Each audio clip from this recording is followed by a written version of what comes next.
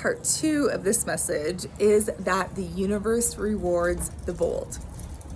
So when you make bold moves, when you make bold or take bold action, when you declare, yes, this is mine, without chasing it, simply because it has come into your experience or something brought it to you and you claim it as yours, or you passed by it on the street and you're like, that's for me. I know that's for me. Okay. Or there's an offer out there that you see on Facebook.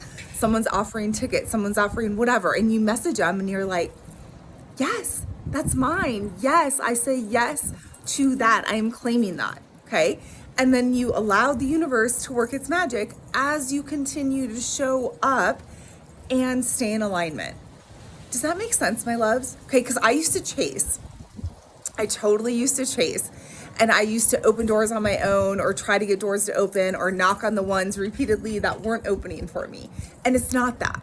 Okay, so we want to let all of that go. And it is about vibrational alignment.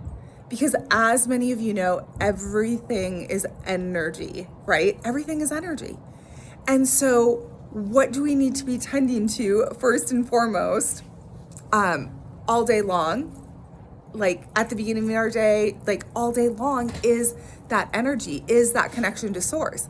Because when we're synced up and we're connected and when we're moving, that connection's always there. Okay. So let me give you a quick example. So I had that connection pretty much the whole day yesterday. It was amazing. And even though I wasn't out in the world and I was in the area that I'm staying in right now, there was little things that I kept doing to keep my day moving. Okay. Like I did this for 45 minutes and then I did some laundry and then, I went for a walk and then got my vision board stuff ready and then went and saw sunset and like all these different things. Right. And so it kept the energy going. Right. And I rested for like 20 to 25 minutes out in the sunshine, but it was a flow. Okay. And so last night I still had that flow. And I was doing different things like puzzling with my grandma. And then I sat down and watched a 1-hour movie about Freddie Mercury, which I loved, which, side note, by the way, I usually cannot sit through a freaking movie. And what I realize is when I'm so intrigued by something, yes, I can.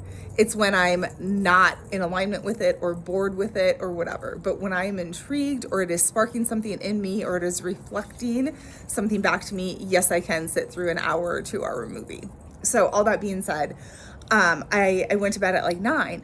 I woke up sometime after having this amazing dream. It was so funny. I think I was even like smiling, laughing in my sleep, and then fell back asleep. So I essentially woke up at 1:50. So like 5.5 hours later, and I felt amazing. Now, what I should have done was gotten up, and because the energy was still flowing, it was still there, right? But what I did is I laid back down, went back to sleep, and then it slowed everything way down. Okay. So when I woke up, like the second time then at like 5:36, my energy was heavy. My energy was slower. It had slowed everything down because it was too much staying put. Like my body wasn't moving to keep the energy moving. Okay. And I'm saying this because I think many of us require much less sleep than we think we do. Okay. So then what had to happen, and I hope this is resonating for some of you because I really believe that it is, then I had to get the engine revved back up then in the morning. Okay. Which took a couple hours. It took a workout and swimming and saunaing and walking and all of that stuff to get it revved back up. And now I feel like it's back.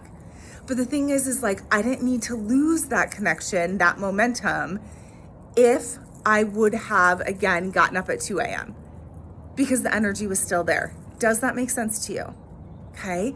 So when you're synced up, like the goal is to keep it going. Yes, sleep for 1 REM cycle or 2 REM cycles, but don't sleep so much that a heavy energy settles into your field and into your body.